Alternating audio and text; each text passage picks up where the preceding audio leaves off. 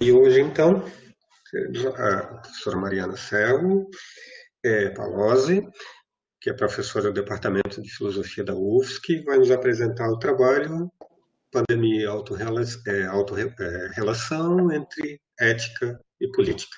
Mariana, prazer te receber aqui. Fica à vontade Obrigada. e vamos lá, então. Obrigada. Bom, antes de mais nada, acho que dá para ver. A organização do evento não se responsabiliza por posições políticas dos apresentadores, Ok. caso isso esteja sendo acompanhado pelo Ministério da Educação, tá? Então, Muito bem. Alexandre, pessoal, boa tarde. Alexandre, eu te agradeço pela organização do evento e pela oportunidade de eu apresentar o meu trabalho. Então, inicialmente, eu vou falar sobre os principais pontos do trabalho de hoje, para vocês terem uma visão geral do que vai ser abordado, e em seguida eu vou desenvolver os temas. Então, a autorrelação, ela diz respeito ao modo como nós lidamos com nós próprios. E esse tema da autorrelação, geralmente ele é abordado pela psicologia. No entanto, a minha intenção aqui é demonstrar a importância desse tema para a ética e as suas repercussões políticas dentro do contexto da pandemia e dentro do contexto da quarentena. Então, eu vou abordar o tema da autorrelação sob dois enfoques precisos. O do autocuidado. O autocuidado a gente pode considerar uma vertente do tema da autorrelação. Então, eu vou abordar esse tema sobre sobre o aspecto do autocuidado e alimentação, associando a crise da gestão mundial de alimentos que a gente vive e a pandemia, ressaltando o significado e a importância do ativismo alimentar. Eu vou lançar uma pergunta: nós estamos diante de uma eugenia, né, dos desnutridos? Então, esse vai ser o ponto número 1. E, em seguida, eu vou examinar o tema da autorrelação sob a perspectiva das nossas emoções, né, sobre esse tsunami de emoções que a gente está vivendo na pandemia. Então, eu vou examinar o tema da autorrelação sob a perspectiva da psicologia e das novas emoções que nós estamos experimentando com a pandemia e a quarentena. Bom, em seguida, eu vou colocar o foco na questão do luto por morte em massa, né? Se o luto por morte em massa, se ele nos assalta de modo inesperado e impensado, então é necessário se questionar a respeito do sentido político, então, das desigualdades sociais instauradas em nossa sociedade e sobre os diversos níveis de vulnerabilidade social que a pandemia está apenas expondo à luz do dia. Em suma, para fechar essa apresentação geral, uma das ideias principais defendidas aqui é a de que na autorrelação, cuidado de si. Então, pensando sobre o prisma alimentar, sobre a questão da fome também, ou sobre o prisma das nossas emoções, o cuidado de si, ele só se realiza plenamente, então, no cuidado do nós. Então, a autorrelação, a gente pode dizer que ela possui também um sentido político. Na verdade, eu estou falando aqui, então, a respeito das intersecções entre o individual e o coletivo e entre o individual e o político. Então, agora essas ideias são essas ideias que eu pretendo desenvolver brevemente. Bom, então o problema da autorrelação, ele é muito antigo na história da filosofia. Ele remonta de um modo mais explícito à antiguidade cristã. Trata-se de um importante tema da ética que, a meu ver, não é discutido com a atenção que mereceria. Então, para nosso consolo, para o meu consolo, nós podemos pensar que a psicologia ela vai enfrentar esse debate, mas talvez limitando a análises com o escopo preciso de associar, então, o tema da autorrelação às desordens psíquicas que uma pessoa pode sofrer e as possibilidades de superar, então, essas desordens psíquicas.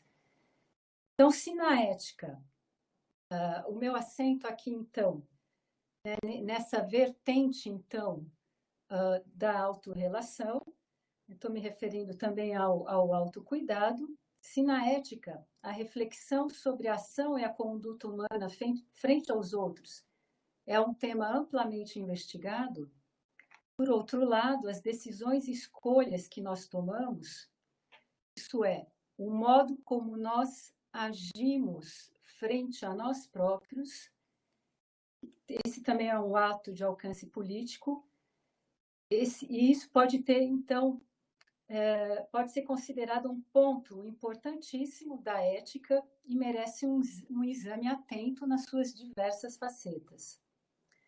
Então, se nós formos pensar na experiência de si, ou nos próprios comportamentos que nós adotamos frente a nós mesmos, tratamento que nós nos dispensamos, então, a experiência de si ela vai remeter ao problema da autorrelação, e eu estou incluindo aí, então, a questão do autocuidado, tema que eu vou abordar, então, em algumas das suas implicações e por questionamentos decorrentes da crise instaurada pela Covid-19. Então, quanto à primeira questão, então, pandemia e questão alimentar, autorrelação e questão alimentar, eu vou citar aqui um artigo da Karen McVeigh. Desnutrição é a principal causa de morte de problemas de saúde em todo o mundo? É um artigo que saiu no The Guardian. E eu vou apresentar algumas ideias que ela discute nesse artigo. Então, pode parecer truísmo, mas cabe ressaltar e lembrar que a escolha que nós fazemos para nós, relativas ao autocuidado, pensando aqui mais exatamente sobre um ponto específico, isto é, a respeito do que escolhemos comer, referindo-se então aqui àquela parcela da nossa sociedade que tem o que comer e que pode escolher do que se alimentar. Vale enfatizar, então, que essas escolhas alimentares, elas ultrapassam as questões do âmbito da saúde pessoal, entrelaçando-se à gestão mundial de alimentos ou entrelaçando-se à própria crise alimentar que a gente vê instaurada e que a gente experiencia no mundo. Então, como se pode constatar, temas mais notórios e debatidos da gestão mundial de alimentos, eles dizem respeito, por exemplo, ao problema da desnutrição e da fome, à questão da segurança alimentar, também ao impacto ambiental da má gestão dos alimentos e da má gestão da terra. No entanto, o interesse aqui é associar o tema da gestão de alimentos a uma outra importante matriz, a da autorrelação, e o modo como nós lidamos com a nossa alimentação e o próprio alcance transpessoal dessa questão alimentar. Então, aqui, nesse sentido, nós podemos pensar no ativismo alimentar ou naquilo que é chamado como a micropolítica das práticas cotidianas, como também nas relações entre a própria alimentação e o impacto ambiental.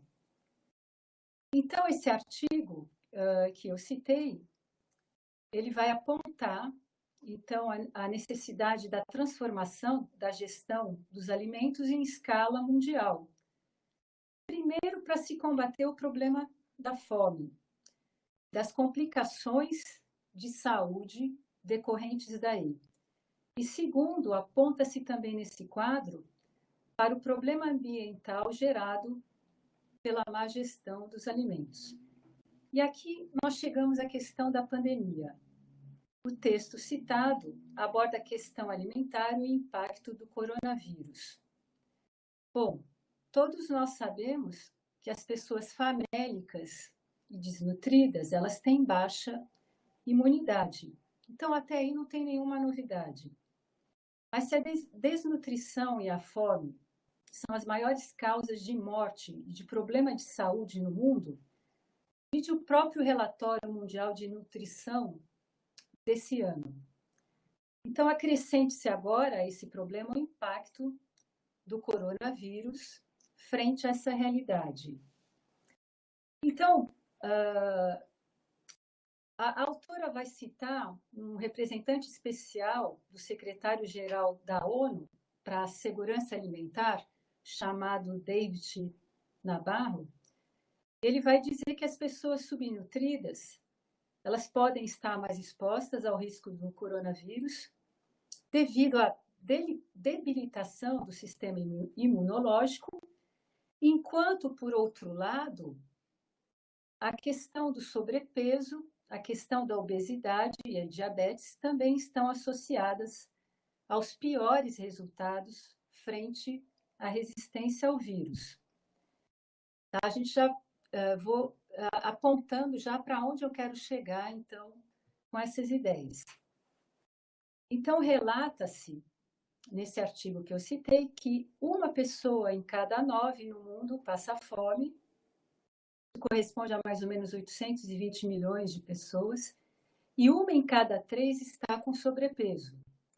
Então, o número de países com doenças ligadas à obesidade, doenças ligadas à dieta, constantemente aumenta, muito para além da própria desnutrição clássica.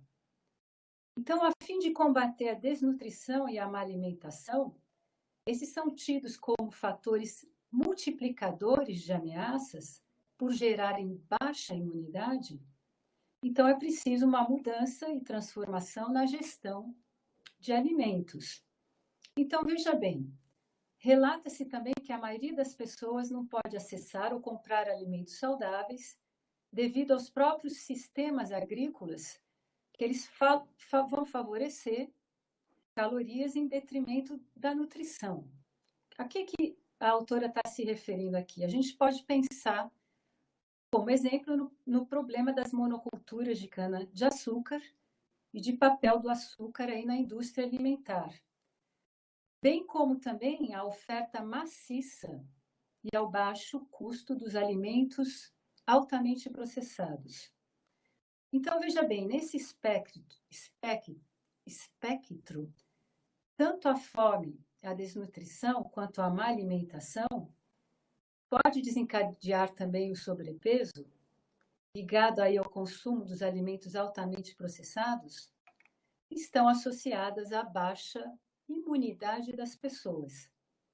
Em outras palavras, o coronavírus ele está nada menos, nada mais do que expondo, então, à luz do dia, em escala global, também as deficiências desse sistema mundial alimentar, a crise do nosso sistema alimentar, já afetado pelas mudanças climáticas e pelas marcantes disparidades sociais.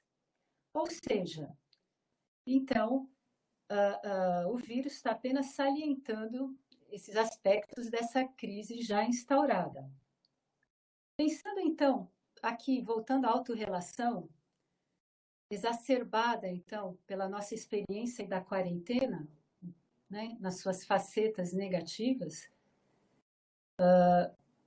pensando na autorrelação e na alimentação, incluindo, então, esse pano de fundo dessa gestão mundial de alimentos, a gente vai perceber o alcance ético das nossas escolhas alimentares e, aqui mais especificamente, do que escolhemos comer. Como nos alimentamos e de que modo? Quais as consequências de nossas escolhas?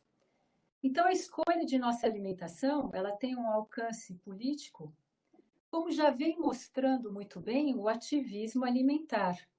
E agora aqui eu vou citar um especialista em sociologia da alimentação, que é o Carlos Doria, não é o governador de São Paulo e nem a sua ração, um artigo que ele escreveu com a nutricionista e doutora em Sociologia Política, Elaine de Azevedo, que escreveram o Banquetaço, Ativismo Alimentar e a Construção de Novas Formas de Expressão Política. Então, veja bem, citando o que eles falam. O ativismo alimentar pode ser considerado uma vertente do ativismo político, que corre por fora dos partidos e que emergiu como uma perspectiva mais porosa e mais criativa de fazer política, sendo recorrentemente associado a causas progressistas e à promoção da equidade dos direitos das minorias, visando uma transformação da realidade a partir de estratégias coletivas. Então, o que escolher comer? Que relação queremos estabelecer, então, com o meio ambiente e com o desejo de saúde? Então, nessa linha, podemos contribuir para a preservação ou destruição do meio ambiente por meio das nossas opções alimentares. Ao se consumir alimentos com agrotóxicos, contribui-se indiretamente para o impacto do meio ambiente ou para a contaminação ambiental. Deteriora-se a saúde e, de modo indireto, se favorece, então, a indústria de defensivos agrícolas perniciosos. Ao comer-se carne, pode-se incentivar indiretamente os maus tratos aos animais e os danos ambientais. Então, estou me referindo à degradação do meio ambiente decorrente da própria indústria agropecuária.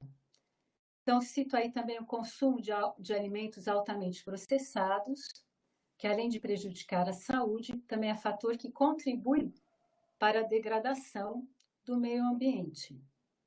Em suma, se a pandemia, então, ela vai desnudar esse problema alimentar em termos coletivos, falta de segurança alimentar, a fome, a má nutrição, se ela desnuda também o problema alimentar em termos individuais, nos interpelando a respeito do autocuidado, o que escolhemos comer, nos interpelando a respeito do que significa imunidade, nos interpelando a respeito do que significa saúde, todavia, a pandemia vai nos deixar com uma interrogação mais grave ainda.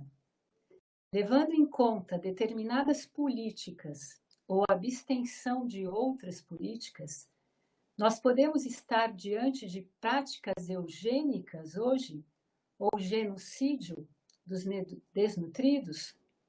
Então, qual que seria a nossa parte diante dessa crise?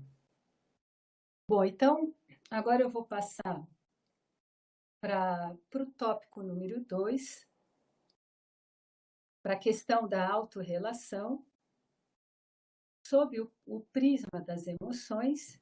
Então, depois, se vocês quiserem,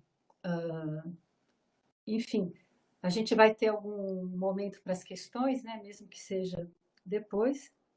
Mas agora, pensando, então, na autorrelação sobre o prisma das emoções suscitadas pela pandemia, a minha ideia é apontar algo sobre como nós estamos reconhecendo as novas emoções desse período e lidando com elas.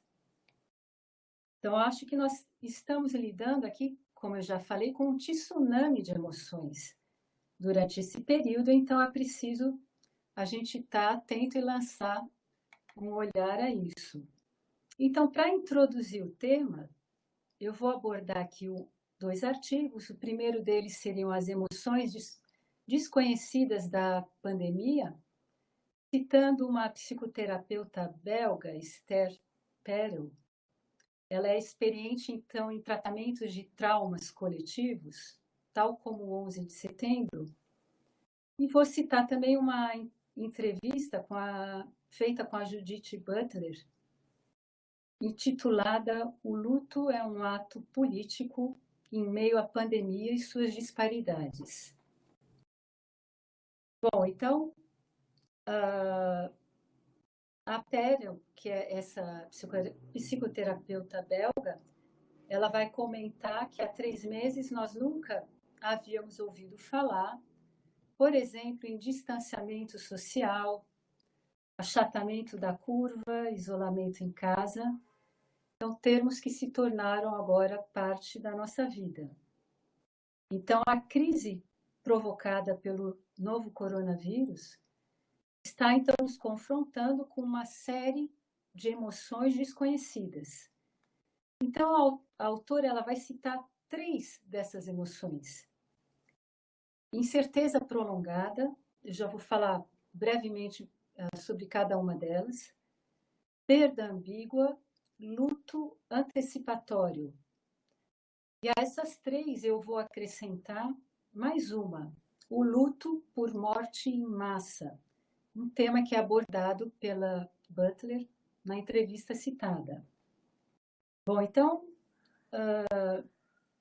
voltando a essas 3 emoções citadas anteriormente, né, essa psicoterapeuta belga ela vai descrever muito bem a amplitude das emoções do momento. Agora eu estou citando ela. Altos e baixos flutuam sobre uma corrente de apreensão constante. Mesmo quando nos permitimos ver os aspectos positivos da quarentena, a desaceleração, a oportunidade de nos reconectarmos com nós mesmos, nossas famílias e pessoas queridas, não podemos deixar de sentir essa coisa insuportável por trás de tudo. Mas o que é essa coisa por trás de tudo? O que é isso? Então, ela vai falar da necessidade de dividir esse sentimento muito difuso, amplo e vago. Ela vai falar sobre a necessidade de nós nomear esse sentimento, dividir em parte, a fim de nós zelarmos pela nossa saúde e sanidade. Bom, então, no sentimento de incerteza prolongada, nós estaríamos lidando com essa sensação de que, além de nos percebermos instáveis, não sabemos quando o nosso sentimento de incerteza terminará. E ela vai descrever alguns pensamentos que podem passar pela cabeça, estados interiores experimentados. O tempo está acabando? Bom. Não estamos esperando que as coisas voltem ao normal, estamos obcecados com o que será o normal depois.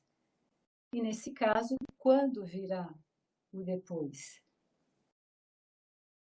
Já era difícil para muitos, e agora? Sonhamos com um dia que poderemos sair com segurança de nossas casas e voltar aos lugares que colorem nossas vidas diárias.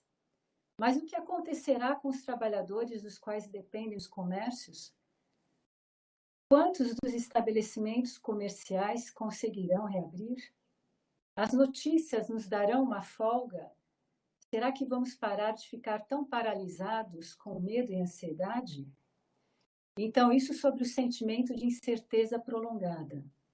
No sentimento de perda ambígua, ou sobre esse sentimento, ela diz o seguinte: é uma perda em escala maciça e onipresente. Não se trata simplesmente de ter X e agora não ter mais. É uma perda ambígua. A sensação de que perdemos tantos elementos intangíveis de nossas vidas normais que mal podemos identificar o que se está perdendo. E no momento, a perda ambígua ela é cumulativa. Em resumo, trata-se da perda do modo como vivíamos ou da perda do cotidiano. Por ser ambíguo e vago, tal sentimento, é difícil até sabermos por o que estamos de luto. E ela acrescenta: não estamos acostumados a esse tipo de sofrimento coletivo pairando no ar. Bom, eu vou tentar dar uma acelerada aqui para poder concluir. No luto antecipatório, ou sobre o luto antecipatório, ela vai dizer que se tragicamente muitos estão sofrendo com o falecimento de pessoas queridas, outros estão experimentando a sensação da iminência de perda de pessoas queridas.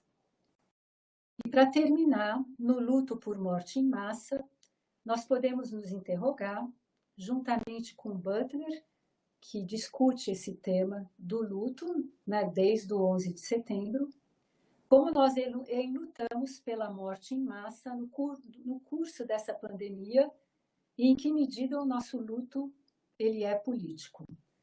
Isto é, o luto público necessário neste momento também exige fazer perguntas políticas difíceis sobre as condições que estruturaram a magnitude e as disparidades da epidemia.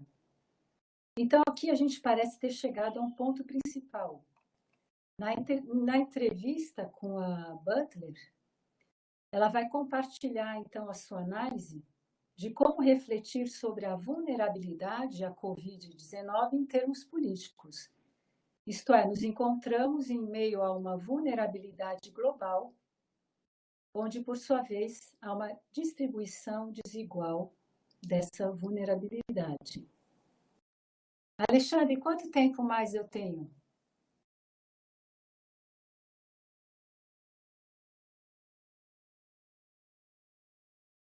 Oi, Mariana.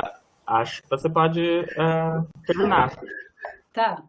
Então, fecharam os 25 minutos, acabaram de fechar, não sei, mas tá, então, encerra tranquilamente.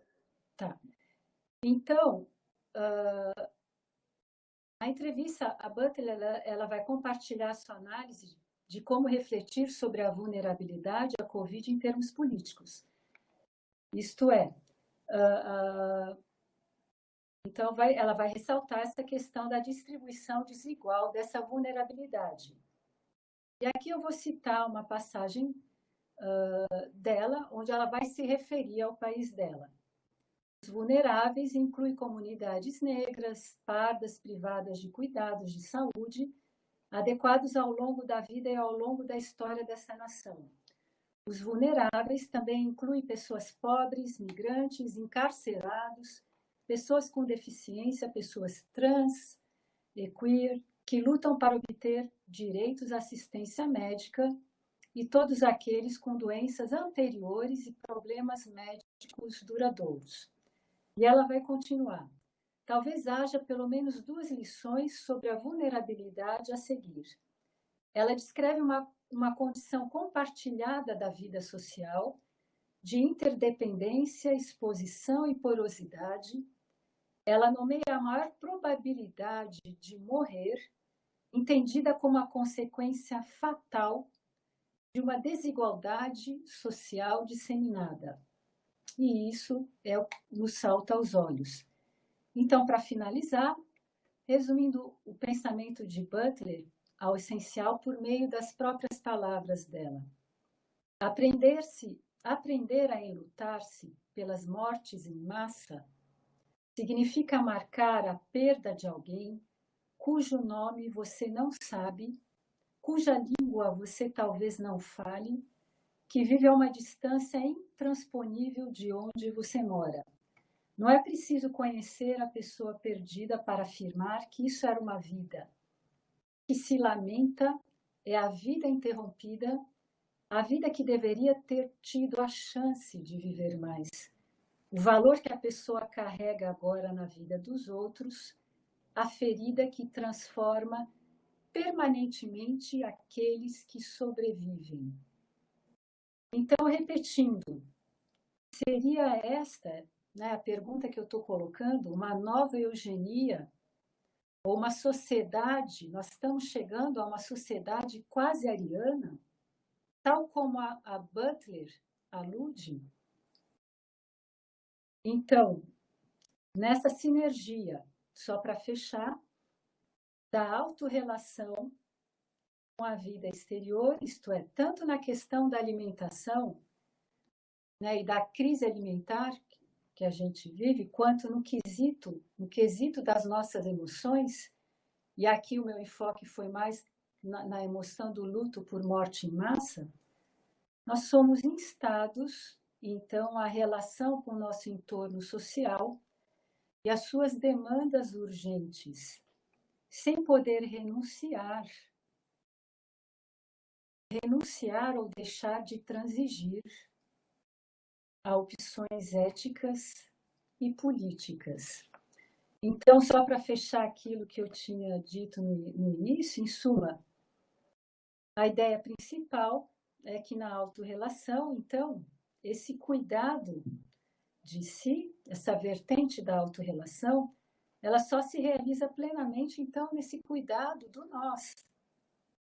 Então, a autorrelação, ela possui também esse sentido político envolvendo o coletivo.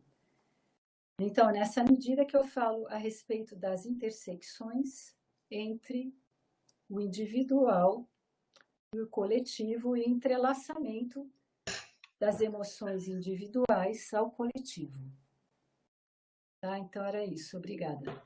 Obrigado, Mariana. Não vai ter a plaquinha de encerramento? Vai. Aquela mesma? Só assim.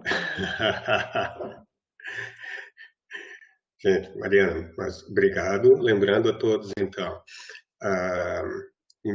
nos próximos dias, no canal do YouTube, as comunicações vão ser disponibilizadas, e-mail contateself@gmail.com. Vocês podem encaminhar questões e a gente vai retomar isso na semana que vem.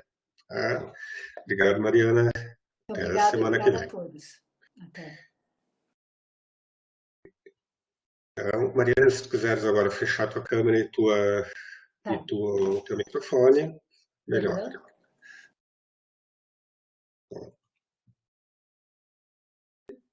Então, sem muita delonga, eu vou agora apresentar o professor Leonardo Ruivo, professor da Universidade Estadual do Maranhão, que faz um trabalho, vem trabalhando, entre outras coisas, na interface entre epistemologia e educação. Leonardo sabe que eu falo isso com muito gosto, né? Eu acho que é um daqueles territórios subvalorizados e que precisam ser ocupados, né? Então, enquanto eu já vou tentar subir a tua apresentação, Léo, tá? Como não se deve interpretar o Paulo Freire. Eu estou sem o título aqui, eu não lembro dos detalhes, mas tu apresenta, por favor. Léo, tá em casa, tá? Fica à vontade. Certo. Alexandre, muito obrigado pela apresentação e pela oportunidade. É um prazer estar aqui, mantendo o distanciamento físico e nos aproximando socialmente, né? Sempre bom lembrar que distanciamento social não é exatamente a maneira mais correta, né? A gente está se aproximando bastante socialmente, ainda que distantes fisicamente. Eu passei para o Alexandre os slides da minha apresentação, mas como eu não me dou muito bem em utilizar essa plataforma aqui, eu vou deixar o link dos slides, aí se vocês quiserem acessar, fiquem à vontade, né? A apresentação é intitulada, então, Como não interpretar a crítica de Freire, a transmissão do conhecimento. Eu vou fazer uma breve apresentação do contexto, né, desse trabalho, e aí então depois a gente entra no problema específico, né, uma vez que aqui a gente está para lidar essencialmente com problemas filosóficos. Tá? Então, esse trabalho ele se insere em um campo que a gente pode chamar de epistemologia da educação, tá? Um campo que, se nós formos olhar alguns documentos que dizem respeito à história da filosofia da educação no Brasil, a esse campo de pesquisa, foi um campo que nunca ocorreu, né? E há uma série de tentativas explicativas de por que esse campo nunca ocorreu aqui no nosso país, né? Isso pode ser matéria para uma outra discussão, mas é interessante notar que esse campo ele retorna com bastante força no cenário internacional. A gente vê epistemólogos consagrados como Alvin Goldman, Harvey Siegel e o Carter Coetzee, em 2005, já apresentando programas de pesquisa, né, para esse campo, né, que seria a epistemologia da educação. Né? De modo rápido, mas eu creio que certeiro, né, o problema geral da epistemologia da educação ele visa exatamente relacionar esses conceitos tradicionais que possuem um tratamento epistêmico, né? Crença justificada, racionalidade, conhecimento, né? E na interseção, né, aplicando esses conceitos a teorias, conceitos da educação e contextos educacionais. Conceitos como currículo, aprendizagem e até mesmo educação. E aqui a gente vai estar trabalhando com um problema, né, específico dentro dessa área que diz respeito à finalidade epistêmica das escolas. Tá? A gente sabe que dentro da literatura há uma certa divergência sobre qual seria a propriedade epistêmica que a educação em geral ou as escolas em particular, né, deveriam visar. Né? As instituições educacionais elas têm muitas finalidades políticas, formar cidadãos, por exemplo, finalidades práticas, ensinar alguém a escrever, ensinar alguém a utilizar a tecnologia. Mas o que esses autores apontam é que temos também nas instituições educacionais finalidades epistêmicas, e então é matéria de disputa qual, né, seria a finalidade epistêmica, né, e o lugar disso. Para citar algumas, em conjunto com os seus grandes defensores, né, Alvin Goldman defende que o conhecimento seria a finalidade epistêmica da educação em geral, das escolas em particular. Harvey Siegel defende a racionalidade. Entendimento pela Eldin é um dos candidatos, né, uma das propriedades candidatas aí, e também Baer defende virtudes como sendo a finalidade das escolas e da educação em geral. Né. A despeito dessa discussão, eu gostaria de tentar, na minha apresentação, né, testar aqui essas duas hipóteses, né? São hipóteses metodológicas. A primeira delas é que, qualquer que seja a finalidade epistêmica que se defende, seja para a educação, seja para as escolas, o autor ele vai ser necessário para esse autor defender alguma teoria da transmissão dessa propriedade. Tá bem? E a segunda hipótese, né, essa é uma hipótese mais ocasional aqui para o nosso contexto de discussão, é que o conhecimento proposicional, né, tal como Goldman defende, seria a propriedade epistêmica visada pelas escolas. Tá? Então, essa segunda hipótese ela é mais específica aqui para os nossos trabalhos. A primeira hipótese ela é mais forte, né, uma vez que ela tende a mostrar que, olha, se nós estamos defendendo que as instituições educacionais têm alguma finalidade epistêmica, então nós estamos nos comprometendo com uma teoria da transmissão, seja qual for essa teoria. Né? Nesse sentido, a minha apresentação ela vai ser bem negativa, por assim dizer, né? E menos propositiva. Assim, tá? Por isso o título, né? Então, é interessante a gente ver que dentro da filosofia da educação, dentro do pensamento educacional brasileiro, nós temos um grande crítico da transmissão, né, ou pelo menos que é lido assim, como crítico da transmissão, que é Paulo Freire. Né? E eu gostaria aqui exatamente de apresentar, né, tentar desenvolver com vocês um certo dilema interpretativo, né, daí. Porque, em primeiro lugar, é claro que o Paulo Freire, né, em seus livros, como A Pedagogia do Oprimido e A Pedagogia da Autonomia, ele aponta como sendo fundamental um dos princípios, né, que é ensinar não é transferir conhecimento. Né? E ele defende isso, né, como pretendo mostrar aqui, que a transmissão do conhecimento ela precisa ser negada sob risco da educação se pautar em uma pedagogia do opressor, né, que é essa polaridade que o Paulo Freire nos apresenta. De um lado, a pedagogia do oprimido e, de outro lado, a pedagogia do opressor. Né. E o que eu quero fazer aqui é trazer um dilema interpretativo. Né, dizer que, né, esse dilema interpretativo leva para duas interpretações, essas duas interpretações são problemáticas. De um lado, há aqueles que defendem uma pedagogia, leem como se Paulo Freire estivesse, né, defendendo uma pedagogia do oprimido e, portanto, negando a finalidade epistêmica das escolas, e, por outro lado, tem aqueles que, né, vão dizer que, olha, se Paulo Freire está certo, né, porque a crítica à transmissão, tal como ele faz, né, tal como está sendo está certo, então, né, aqueles que querem defender, né, uma transmissão do conhecimento, que as escolas possuem uma finalidade epistêmica, eles estariam né, defendendo também uma pedagogia do opressor. Eu vou querer mostrar aqui que esse dilema ele é um falso dilema, né, mas que ainda assim alguns autores caíram, né, em alguns desses pontos desse dilema, e eu quero mostrar que a minha tentativa aqui, ela utiliza, né, um livro esquecido aqui na filosofia brasileira, do Israel Scheffer, um livro chamado A Linguagem da Educação, na qual ele sugere essa categoria chamada de slogans educacionais. Tá? Esse, na verdade, é um panorama, né, que na última parte da apresentação eu vou, então, mostrar como essa crítica à transmissão do Freire ela deve ser lida para além desse dilema. Ou seja, né, quando a gente lê ela como um slogan educacional, né, a gente tem as duas coisas interessantes aí e um ganho interpretativo significativo. Tá?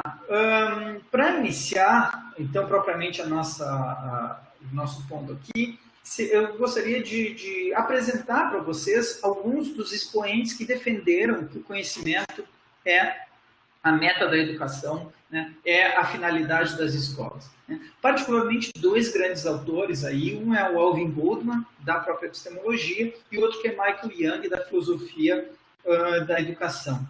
Tá?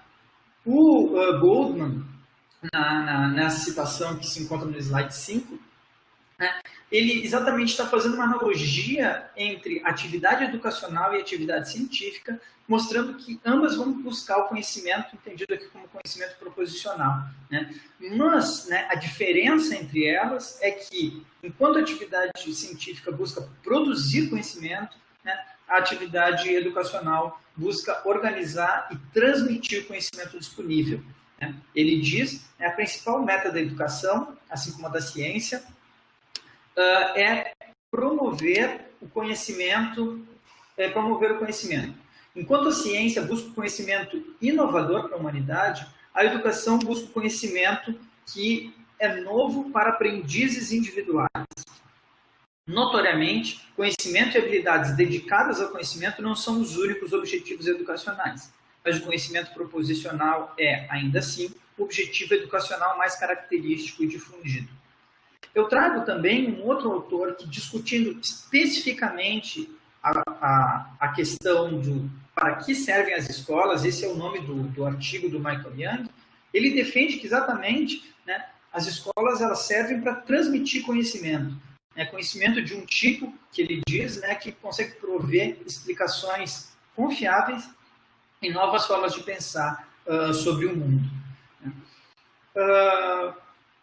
Bom, com isso, né, eu pretendo ter deixado claro que, olha, né, defensores de finalidade epistêmica da educação e da escola, né, defendem que há um processo de transmissão para que essa propriedade epistêmica se dê. Né? Particularmente aqui a gente está falando do conhecimento, mas meu ponto aqui é que esse argumento ele pode ser generalizado para toda e qualquer propriedade epistêmica. Tá? Mas, pelo menos aqui com conhecimento, que é o que a gente vai ver aqui.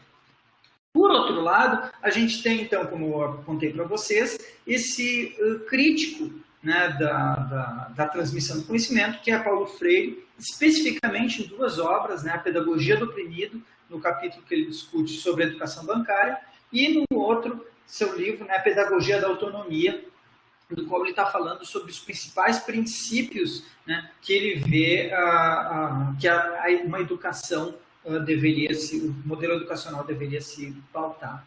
Né? E aqui eu gostaria, claro, se o nosso tempo fosse maior, né, eu poderia trazer alguns trechos, né, um pouco mais longos e a gente avaliar aqui, mas eu vou trazer isso de maneira esquemática aqui, né, o ponto que o Paulo Freire trabalha, né, principalmente no capítulo 2, né, da Pedagogia do Oprimido, do qual ele está falando sobre o modelo bancário de educação, e que isso é retomado na pedagogia da autonomia. Né? O importante aqui é a gente entender a crítica do Freire, né, à transmissão. Né? Por que ele é contrário à transmissão do conhecimento? Por que ele diz, olha, né, educar e ensinar, né, não é transmitir conhecimento. Ele nota, né, que esse problema, né, diz respeito ao que ele vai chamar de um modelo bancário da educação, né? Esse modelo bancário da educação, ele é exatamente uma forma de opressão. Mas por que ele é uma forma de opressão? Por conta de uma série de características que ele possui, né? Exatamente, né, porque aqueles professores, né, que operam em um modelo bancário de educação, operam nesse modelo de transmissão. E o que esse modelo de transmissão, né, tem como consequência, né, tem como características e consequências, né? Uma delas é ver os estudantes como determinados baldes, como meros depósitos, né, de fatos, nomes, datas e informação, né?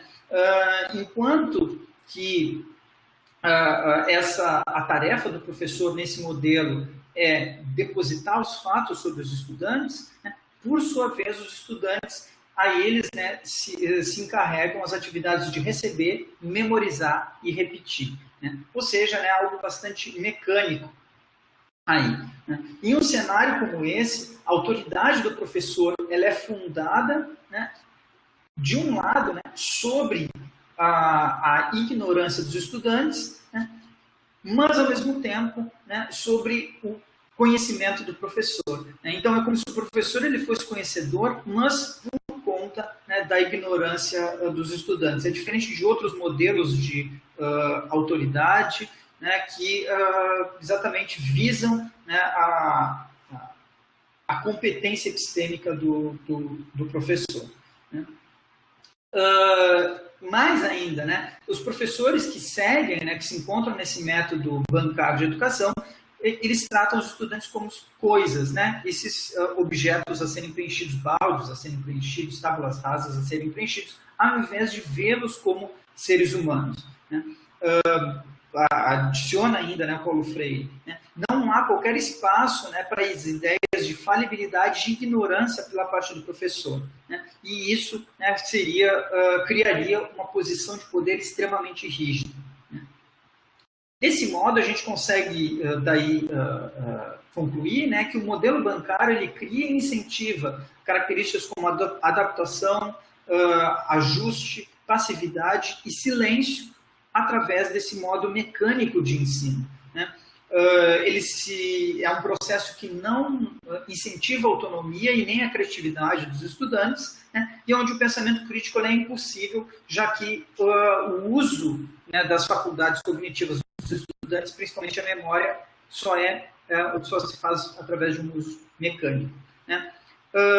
A gente poderia concluir, fazendo isso, né, que o modelo bancário ele produz e mantém opressão ou mesmo, né, injustiça epistêmica.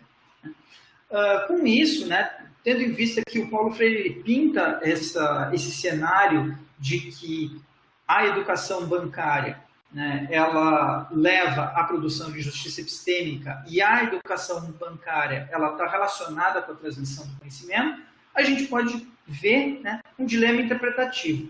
De um lado, ou as escolas elas servem para transmitir conhecimento, e as conclusões do Freire não estariam corretas, né? Ou seja, ponto para o Alvin Goldman e para o Michael Young, ou então, né, as escolas não servem para transmitir conhecimento, como o Freire diz, e as conclusões do Freire estariam corretas. Acontece que qual é a conclusão desses dois pontos, né, que a gente pode tirar? De um lado, né, parece que aqueles que estão defendendo a transmissão do conhecimento estariam, por sua vez, defendendo o modelo bancário. Só que a gente sabe que o modelo bancário produz injustiça epistêmica. Então, a gente não quer esse resultado. Por outro lado, né, parece que se a gente compra a proposta do Freire de que as escolas elas não servem para transmitir o conhecimento, né, a gente perde a finalidade epistêmica da escola, né? Então, nesse sentido, né, que nós teríamos então um dilema interpretativo, e a minha proposta é que a gente faça assim, não, calma aí, como é que a gente sai desse dilema, né? A gente, né, faz uma releitura dessa tese do Freire a partir dessa ideia que o Schaeffer chamou de slogan educacional, né? Em resumo, né, seria fazer uma interpretação dessa crítica da educação bancária em um sentido que ele vai chamar do Schaeffer vai chamar de um sentido não literal ou um sentido prático, né? Com isso, eu espero que o que a gente fique, né, do Freire, de um lado, a valorização do conhecimento, né, das propriedades epistêmicas educacionais, ao mesmo tempo que a gente fica com a crítica ao modelo bancário, fugindo assim do dilema interpretativo. Para isso, eu vou falar sobre os slogans educacionais e vou mostrar os problemas de uma interpretação literal, né, e depois quais são os ganhos que a gente tem ao fazer uma interpretação não literal, né, como é que a gente foge dessas coisas. Slogans educacionais para o Israel Scheffler, né, eles são extremamente importantes, são ferramentas importantes que estão dentro do discurso e dentro do campo da educação, né? E eles têm a seguinte função, né, unificar ideias e atitudes de movimentos educacionais, construindo confiança aos seus seguidores e criando um discurso sólido e persuasivo para atrair novos partidários, né? Ou seja, é exatamente, né, algo que visa, né, chamar pessoas, aumentar a confiança das pessoas que já são seguidores e, ao mesmo tempo, puxar, né, atrair novos seguidores. O problema que ele vai apontar é que, com o passar do tempo, esses slogans educacionais eles começam a ser interpretados literalmente, né, tanto pelos aderentes como pelos críticos desse movimento que eles representam, né? Passa-se a considerá-los cada vez mais como argumentos ou doutrinas literais, e não mais como símbolos unificantes. E eu grifo essa parte. Quando isso acontece num caso determinado, torna-se importante avaliar o slogan, ao mesmo tempo, enquanto uma asserção direta, enquanto um símbolo de um movimento social prático, sem, contudo, confundir uma coisa com a outra. Tá? Seguindo ainda, né, nessa proposta do Israel Scheffler, né, é fundamental, diz o Scheffler, nós analisarmos os slogans educacionais levando em conta a sua interpretação, que ela não é literal, mas também é interpretação literal, né? Eu cito ele. É importante lembrar nesse ponto que, embora a crítica do uso literal dos slogans seja inteiramente justificada, é necessário que seja complementada por uma crítica autônoma dos movimentos práticos que deram origem aos slogans em questão, bem como por uma crítica das doutrinas de que eles nasceram. Podemos resumir dizendo que o que é necessário é uma crítica do teor, tanto literal quanto prático dos slogans. As doutrinas originárias, outros sim, deverão ser independentemente avaliadas. E é então agora que eu proponho que a gente analise, né, a sentença freiriana, né, ensinar, né, ou educar não é transmitir conhecimento, né, como um slogan educacional, tanto na sua interpretação prática quanto não literal e a sua interpretação literal. Tá? A gente pode ver exatamente duas interpretações literais que eu gostaria de trazer aqui, tá bem?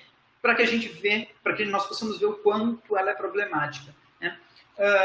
Uma delas está no livro Metodologia do Ensino de Filosofia, uma didática para o ensino médio, do Silvio Gabo, é um livro de 2012, em que, né, a crítica dele a ideia de transmissão do conhecimento leva exatamente a uma negação de uma conexão entre o conhecimento proposicional e a educação, né? Eu poderia trazer os trechos aqui, mas por conta do tempo não vai dar, mas eu indico ali que, principalmente nas páginas 47 e 48, ele traz isso, né? Traz exatamente, né, essa negação. É como se, olha, né, o conhecimento ele não tivesse lugar dentro do processo educacional. O próprio Michael Young, ele comenta, né, que vários pensadores pós-modernos, muito influenciados por Foucault, isso não quer dizer que Foucault tenha feito esse tipo de crítica, mas influenciou esse tipo de análise, né, de que exatamente, né, escola por um lado, né, valor epistêmico, propriedades epistêmicas por outro, né? Daí. O interessante que eu gostaria de frisar aqui é que, né, quando se faz uma interpretação literal do Paulo Freire, né, um dos riscos é exatamente cair nisso que a gente consegue ver de maneira muito clara no Silvio Galo, essa negação entre uma conexão entre conhecimento ou propriedades epistêmicas em geral e educação. E, né, o que eu quero sugerir aqui é que se nós fizermos uma interpretação não literal, né, como é que nós deveríamos ver o Paulo Freire, né? analisar esse slogan freiriano contra um modo mecânico de educação e não contra o valor epistêmico da educação. Né? Por quê? Porque exatamente, né, faz parte dessa crítica, né, a esse modo mecânico, né, que bastante presente no tempo de Paulo Freire, e ainda, né, a gente vê resquícios dele, mas isso não quer dizer, né, que Paulo Freire fosse contra, né, o valor epistêmico ou contra a promoção de propriedades epistêmicas dentro da educação. Tá? Então, acho que esse é um ponto aqui contra essa interpretação literal. Né? Um segundo conjunto de pessoas que interpretaram a crítica de Paulo Freire à transmissão de conhecimento de modo literal foi o Ronay Rocha e a Gisele Seco. O Ronay Rocha no seu livro de 2017, Quando Ninguém Educa, e a Gisele Seco, né, num comentário a esse livro. Né? E eles dizem assim, olha, a crítica da transmissão do conhecimento do Paulo Freire, né, leva exatamente a uma desvalorização da memória e do papel do testemunho na educação. E então eles dizem assim, mas de onde é que saiu isso? Né? E então eles mesmos citam o Paulo Freire. Né? O Paulo Freire aqui, né, vamos ver a citação dele, né? Ele diz que não pode haver conhecimento no contexto bancário de educação, pois os educandos não são chamados a conhecer, mas a memorizar o conteúdo narrado pelo educador.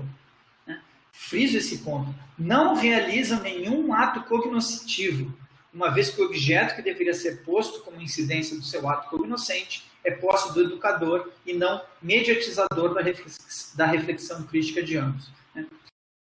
Exatamente por conta desse trecho, né, que, principalmente aquele trecho ali, né, que os estudantes eles não realizam nenhum ato cognoscitivo, que tanto o Ronay Rocha quanto a Gisele Seco, eles vão exatamente dizer que o Paulo Freire ele teria, né, deixado a memória e o conhecimento proposicional de lado. Né?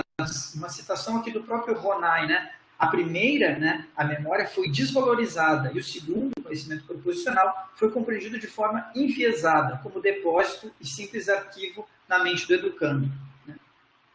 Meu ponto aqui é exatamente lembrar esses autores que, né, se nós não lermos a crítica do Freire de uma maneira literal, né, nós vermos isso como, né, um slogan freiriano e que, portanto, né, precisamos fazer uma análise, né, do seu ponto literal, mas também do seu ponto prático, né, a gente precisa, né, ao fazermos isso, vemos a sentença freiriana como um slogan, a gente vê isso, né, como se o Freire estivesse indo contra uma supervalorização da memória do testemunho, né, dentro do modelo bancário e não uma negação da memória e do testemunho, como esses autores acharam. Né.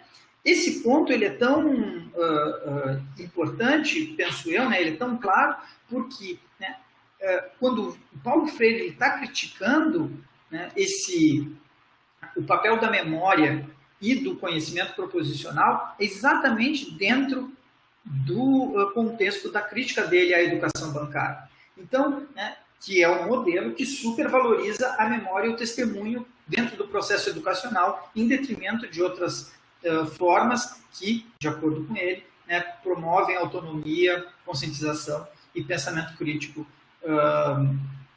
para os estudantes.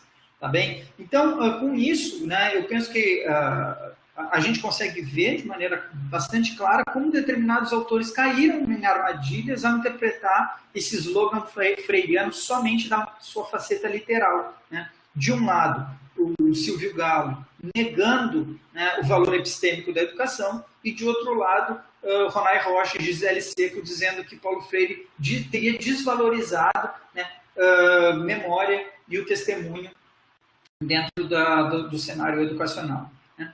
Então, a minha proposta, né, é exatamente com que, né, olha, a gente vê os problemas, né, de uma interpretação literal, mas, como dizia o Schaeffer, né, nós precisamos também olhar, né, essa interpretação prática, que é uma interpretação prática ou mesmo não literal do slogan freiriano. Né? O meu ponto aqui é exatamente suscitar a ideia de que, já estou encerrando, Alexandre, que a pedagogia do oprimido ela seja lida como uma espécie de um manifesto, né, utilizo até a própria citação do Freire aqui, que eu penso que mostra, né, esse tipo de leitura, né, que o caminho da pedagogia do oprimido, não a pedagogia do opressor, não está no mero ato de depositar a crença da liberdade nos oprimidos, né? Seria exatamente, né, para correr um pouco com essa citação, seria exatamente a ideia de que, né, fizesse crescer, né, a conscientização através do florescimento da autonomia dos indivíduos. Tá bem? Nesse sentido, né, a crítica, né, o que eu gostaria de citar aqui é que a crítica do Paulo Freire, ela visa, de um lado, né, a transmissão do conhecimento, né, mas, essencialmente, a transmissão do conhecimento dentro de contextos, né, que buscam formas mecânicas de ensino, né? É uma crítica a uma forma mecânica de ensino que ele chamaria de educação bancária e não uma crítica à transmissão do conhecimento per se, né? Então, como considerações finais aqui, eu pretendi apresentar aqui a crítica do Freire contra a educação bancária e a transmissão do conhecimento e, com isso, suscitar um dilema interpretativo, né? Ou ficamos com um conhecimento, ou uma propriedade epistêmica educacional, ou então nós ficamos com uma crítica ao modelo bancário, né? A minha hipótese interpretativa é de que a crítica freiriana ela não precisa ser tomada de forma literal.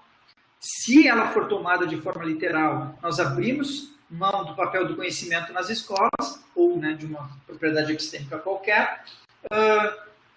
Se tomada de uma forma não literal, nós conseguimos resguardar a crítica das práticas educacionais e o papel do conhecimento nas escolas. Bem, era isso. Muito obrigado pela atenção de todos e até semana que vem para a nossa discussão. Obrigado, Léo. Agora, então, nós vamos dar início à sessão de perguntas relativas à semana passada. O professor Valdomiro está aqui. O Décio ainda não entrou. Valdomiro, isso. Já te vejo. Abre teu microfone. Isso, abriu. Tá aqui. A gente encaminhou as perguntas diretamente para o Valdomiro e eu vou deixar, então, a palavra contigo, tá? Tá bom. Obrigado, querido. Ok. Na verdade, eu recebi uma pergunta apenas, né? O Vitor Hugo me encaminhou a seguinte pergunta. A perspectiva interacionista em epistemologia bebe na fonte dos estudos em psicologia sobre a formação do caráter através da interação indivíduo-ambiente ou indivíduo-situação?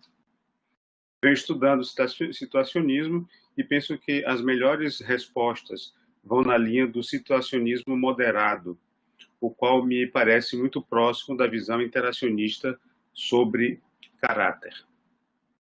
Não sei se o Vitor Hugo está na sala.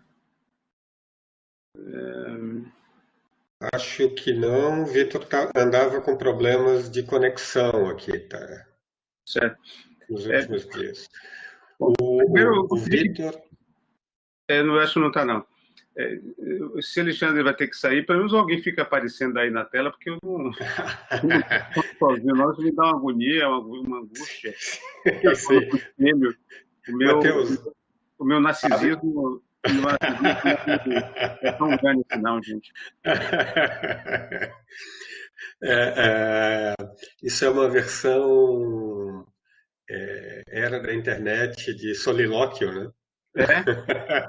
Exatamente. Você falar com você mesmo, imaginar que tem outra pessoa que está te ouvindo, você não vê os rostos, você não vê os olhos, você não vê a reação das pessoas, isso dá uma aflição.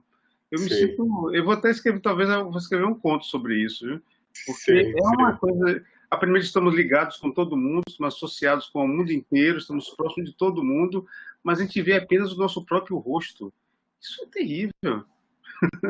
Então fica aí um ser humano, pelo amor de Deus. Valdomiro, enquanto eu vou ficando por aqui, não tem problema, mais uns minutos, mas até no espírito da tua fala na semana passada, no espírito muito geral, e não exatamente uma questão mais pontual, né? Assim, como o Lito fala, eu acho que é uma fala quase de segunda ordem sobre a discussão da justificação, né? Sim. Tem uma certa atitude sobre a busca, a discussão sobre o conceito de justificação. E eu sempre me sinto provocado como professor no que diz respeito à formação de estudantes, no que toca essas atitudes de segunda ordem, né? E nesses tempos em que as interações são diferentes, sob muitos aspectos muito diferentes, eu vou supor que piores, eu fico me perguntando como a gente pode criar uma agenda que não está, por exemplo, no curso de filosofia, muito tipicamente, né? De reflexão sobre essas atitudes de segunda ordem, né? Uhum. Talvez a gente pudesse dar cadeiras de metafilosofia, até acho que faltam coisas assim, mas não é exatamente esse o nosso trabalho, né? É um trabalho mais cotidiano, né? De regulação da força que está se dando a uma determinada opinião, né?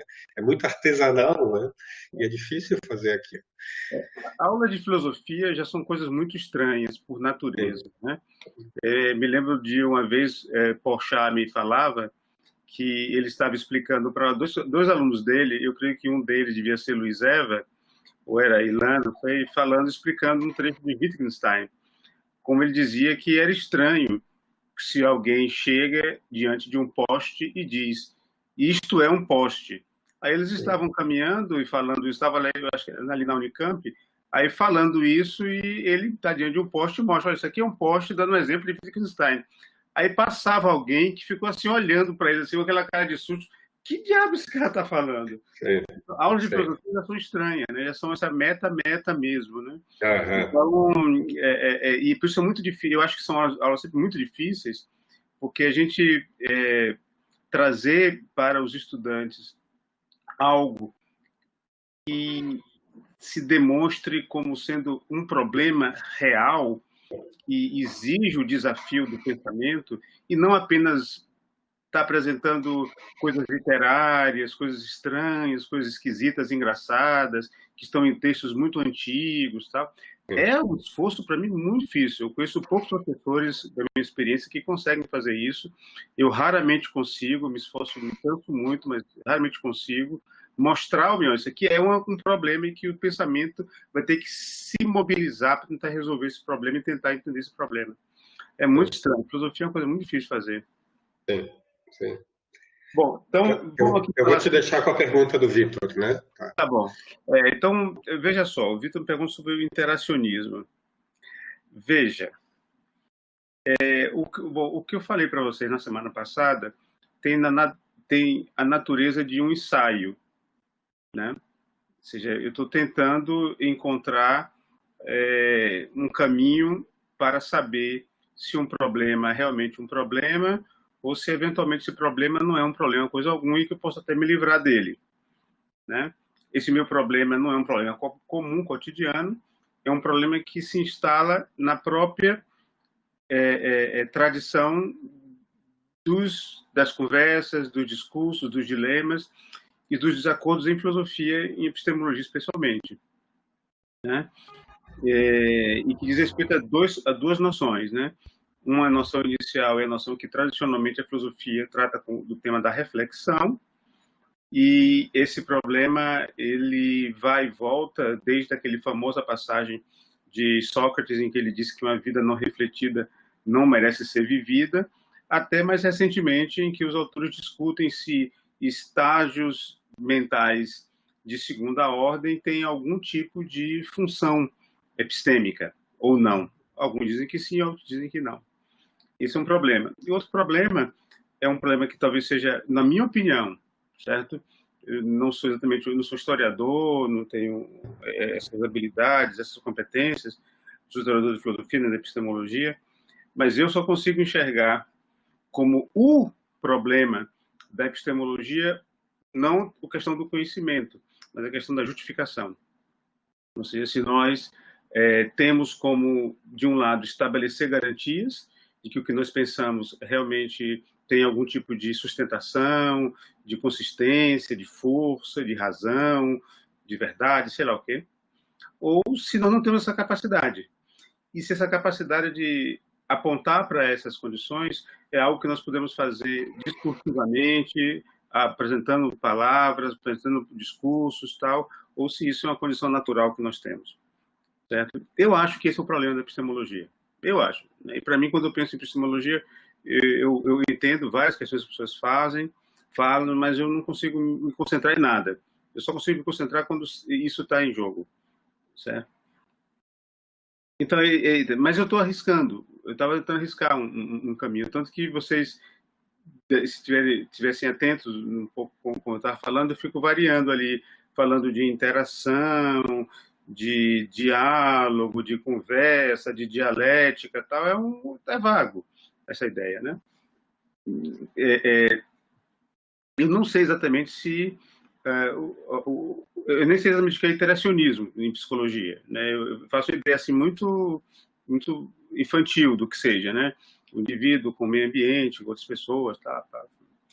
E situacionismo, eu sei que é um tema recente de epistemologia, eu também não entendo muito bem disso. Eu sei que tem lá o Alfano, que defende situacionismo, contra argumentos de Sousa. Mas veja só, veja então quais são as referências que eu estou arrolando para tentar encontrar um pouco de terreno um pouco mais sólido para ver onde é que essas coisas vão dar, né? Então, primeira coisa, na minha opinião pessoal, o problema da justificação e daquilo que podemos chamar de conhecimento, ou se a gente sabe que se conhece ou não conhece, ele só tem sentido na hora em que eu estou defendendo, falando ou sustentando alguma coisa e alguém pede, para. Por que se diz isso? Qual é a justificativa que você tem para afirmar isso? Veja só, a pessoa não está dizendo, você está errado, olha aqui tem uma prova de que você está errado. Então, não, a pessoa não está dizendo isso. Mas, vem cá, eu não entendi bem, por que se afirma isso? E por alguma razão eu tenho que parar e prescrutar razões, examinar razões. Veja só, aparentemente eu as tenho, já que eu as sustento tão fortemente.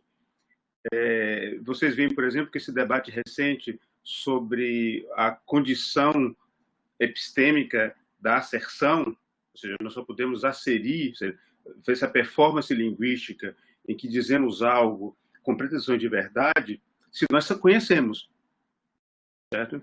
Então, eu devo ter isso de alguma maneira. Que eu tenha acesso epistêmico a essas razões ou não, é um problema. Que eu sou capaz de vasculhar isso e apresentar para outra pessoa é o problema para mim, entendeu? Porque, querendo ou não, nós vivemos dentro de um ambiente em que estamos em interação com outras pessoas. Vivemos com outras pessoas. E as pessoas têm direito epistêmico a perguntar por razões. Isso é um direito que as pessoas têm, certo? E eu, se estou numa certa posição,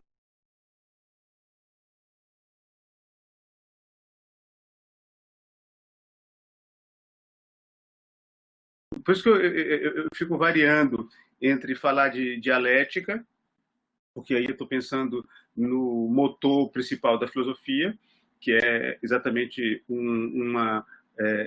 diferente de outras áreas de conhecimento, de outras ciências. A filosofia, na minha opinião, ela não está na busca das melhores teorias, né? De teoria mais explicativa, mais compreensiva. A filosofia está numa posição em que existem desacordos de opiniões e alguém precisa se meter nessa coisa e está exigindo que as pessoas mostrem os melhores argumentos. Por isso eu sempre fico falando, eu falo com meus alunos, com as pessoas que eu converso, tá? Porque as pessoas ficam muito angustiadas quando alguém trabalha com filosofia e eles perguntam qual é a sua filosofia, qual é o seu filósofo, o que você estuda e tal. E eu tenho que dizer, eu não gosto de filosofia nenhuma.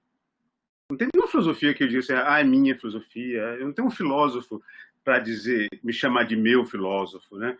Wittgenstein, Austin, Nietzsche. Eu não tenho nenhuma simpatia por nenhuma deles. Se eu pudesse, nem os leria. Eu gosto de ler literatura. Literatura é a coisa que eu gosto. Filósofos, eu não gosto de ler filósofos. Eu acho todos meio... Alguns escrevem melhor, outros escrevem pior, mas em geral são confusos e tratam de assuntos que não me atraem. Alguns poucos, né? Montaigne, para mim, é um filósofo maravilhoso, mas ali porque o trabalho dele vai entre a literatura, a invenção, a criação de narrativas, tal, e que é um escritor divino. Hume é um escritor divino, certo? Agora, se você me perguntar por outros, eu não vou ter essa simpatia tão assim fácil, certo? Então, eu não acho que filosofia tem a ver com teorias filosóficas. Então, eu acho que você com atitude. Há uma polêmica relevante, uma polêmica que nós não podemos virar o rosto. Não posso virar o rosto sobre o que é justiça. Eu não posso virar o rosto sobre o que é beleza. Eu não posso virar o rosto sobre o que é liberdade. Eu não posso me livrar, certo?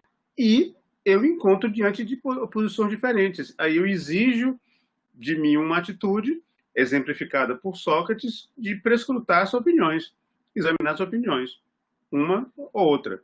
Então, por isso eu penso no contexto da dialética. Mas eu também não penso na contexto da dialética no sentido tão abstrato, assim como feito só por filósofos que podem debater. Aí eu penso num contexto mais humano, que é o da conversa, né? Da conversa mesmo entre pessoas, porque eu acho que não haveria essa possibilidade de imaginarmos a dialética se não houvesse a prática da conversa.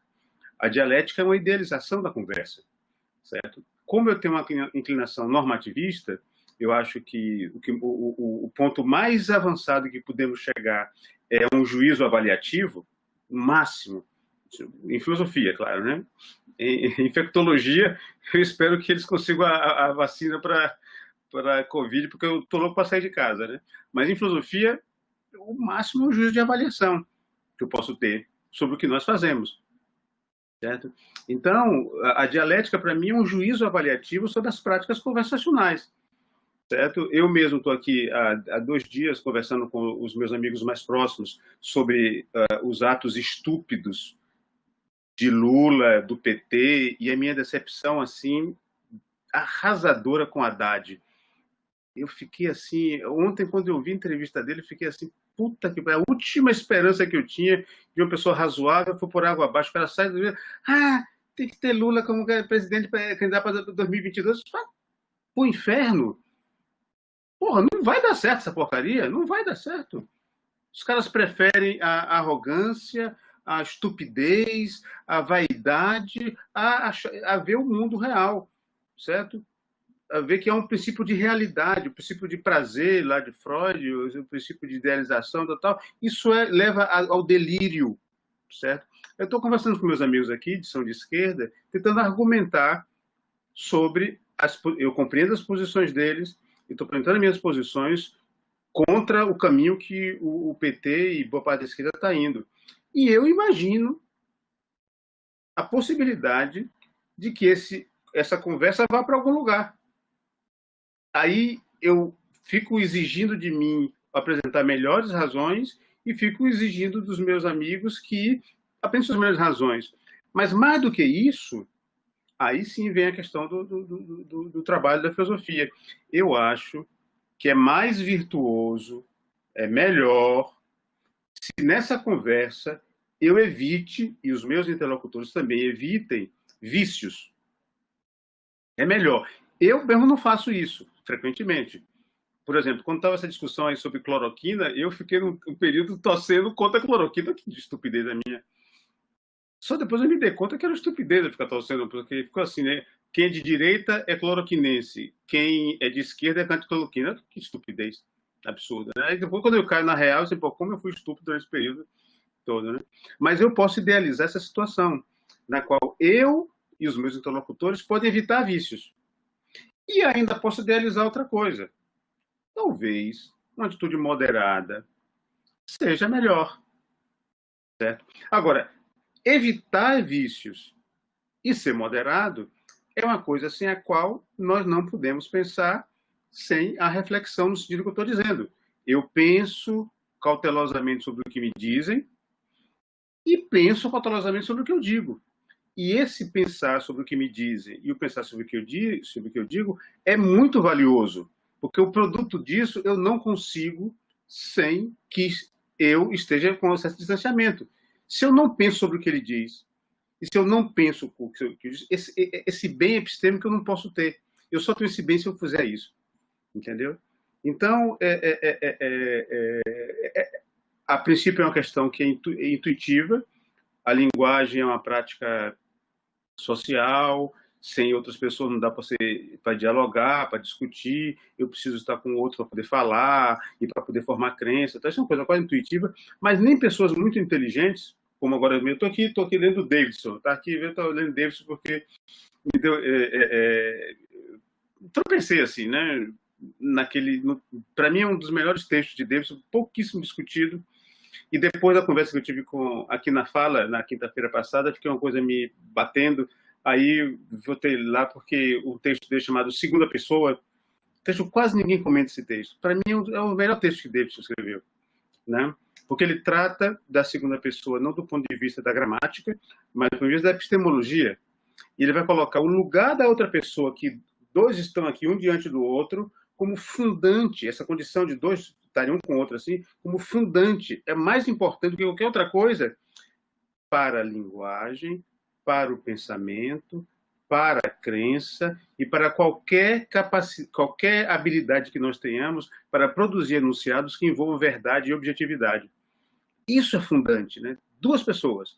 É claro que ele vai discutir lá creep, que é a ideia de regra, vai discutir outros sobre convenções, tal. Tudo isso é importante, tal. É importante. Mas o que é fundante é um com o outro. Duas pessoas, certo? Duas pessoas.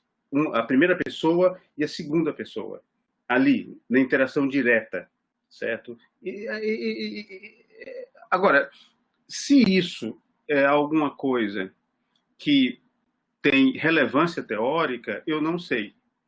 Certo? Eu não sei se tem relevância teórica. Quando eu falei para vocês aqui na semana passada, eu estava relatando a minha experiência pessoal de investigação e que ela pode levar a vários caminhos. É possível que entre os meus interlocutores isso possa ter algum tipo de importância e a gente continua conversando. Até pode surgir um artigo, não sei o que. Mas pode ser que a gente descobrir que isso não é nada. Como eu falei para vocês na semana passada, quer dizer, eu sou desses que acham que o resultado da filosofia pode ser vários. Certo? E pode parecer esquemático, mas eu acredito realmente nisso. Né? Pode ser coisa do tipo, eu concluí que é tal coisa. Ou então, eu concluí que não é tal coisa. Ou então, sabe uma coisa, o que eu estava estudando não tinha importância nenhuma, então eu não vou nem escrever nada sobre isso. Eu suspendi o juízo sobre isso. Era uma coisa vaga, vazia. Certo? Então, isso. Então, eu agradeço lá a pergunta lá do Vitor, mas eu não saberia responder sobre interacionismo, porque eu não conheço as teorias interacionistas.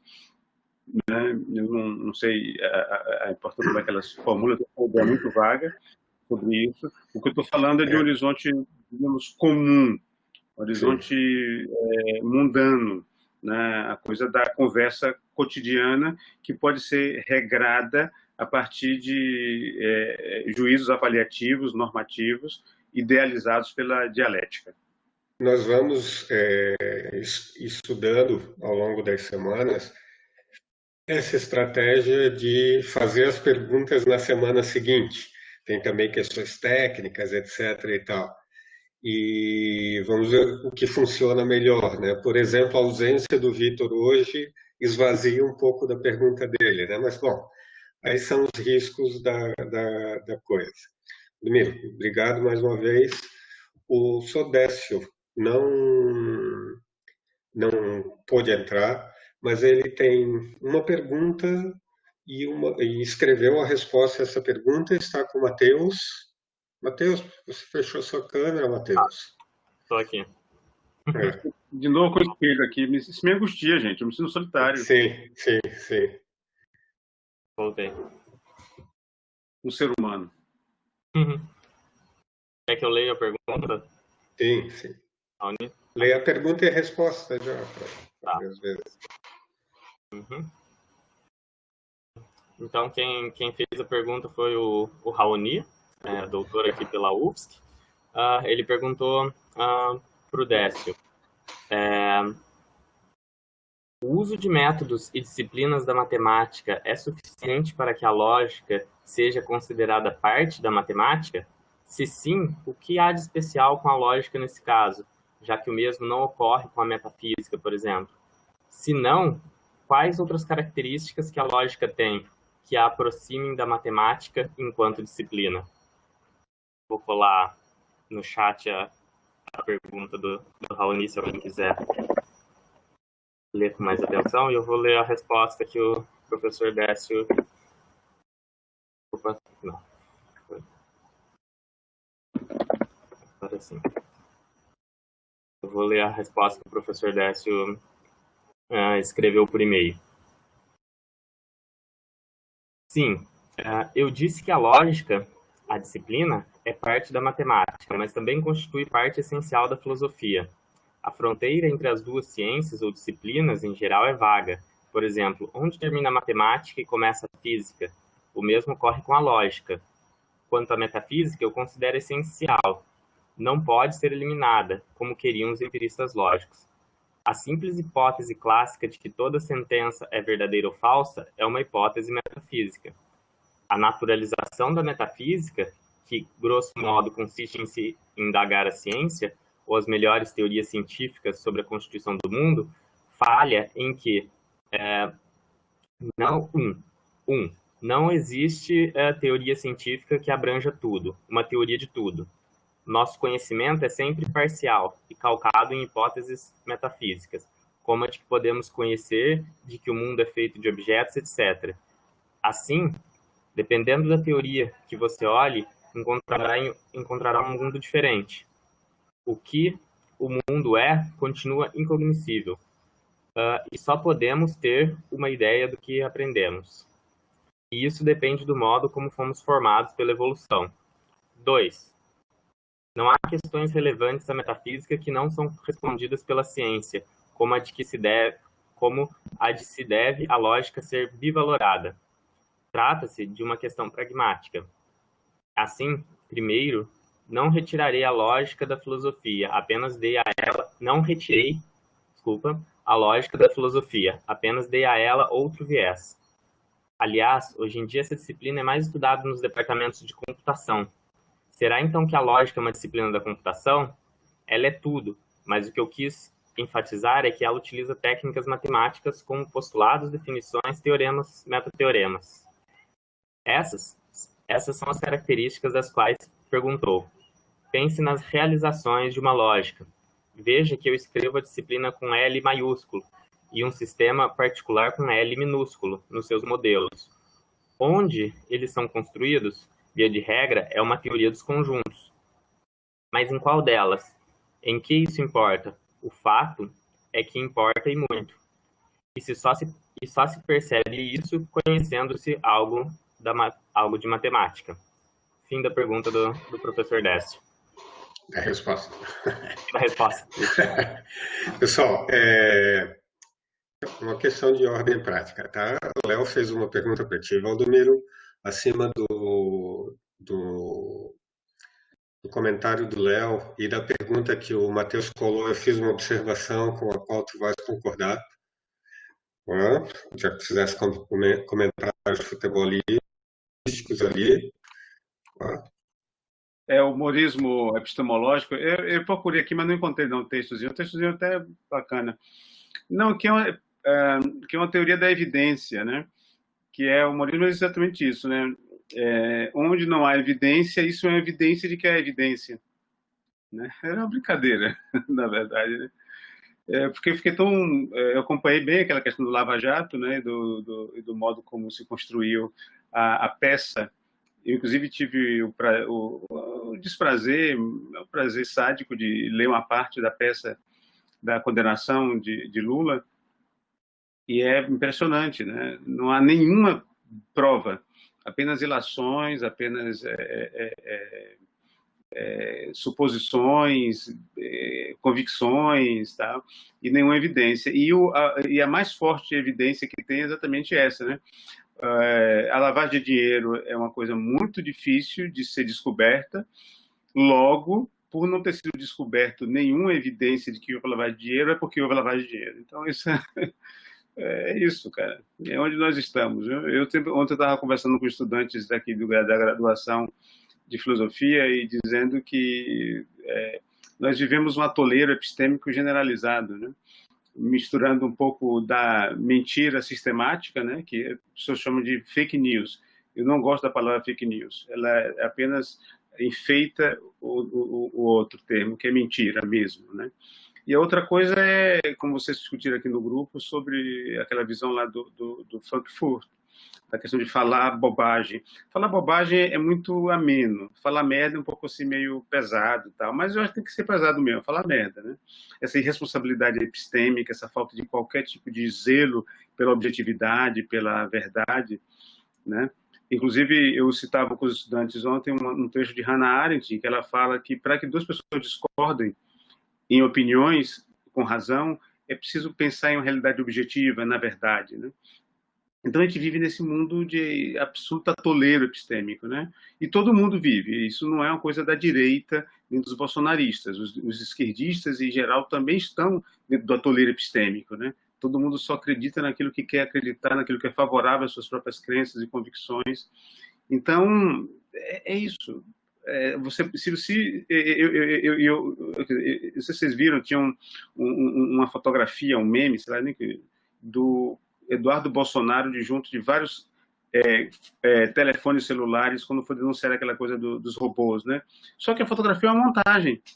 Aí o pessoal de esquerda fica mandando isso para mim. Eu falei, gente, isso não existe fake news do bem. Porque a palavra fake news significa mentira. Mentira é mentira. Não é uma mentira boa. Mentira certa, diríamos assim. Então é isso, eu acho que a gente vive num atoleiro epistêmico total, uma parte de humorismo epistêmico, uma parte de mentiras, outra parte de falar, pessoas que falam, quer dizer, são irresponsáveis, falam qualquer coisa sobre qualquer coisa, ficam jogando, conversando, conversa fora, tipo Boris Johnson, tipo Trump, tipo Gleisi Hoffmann, por exemplo, fala merda pra caramba aquela mulher.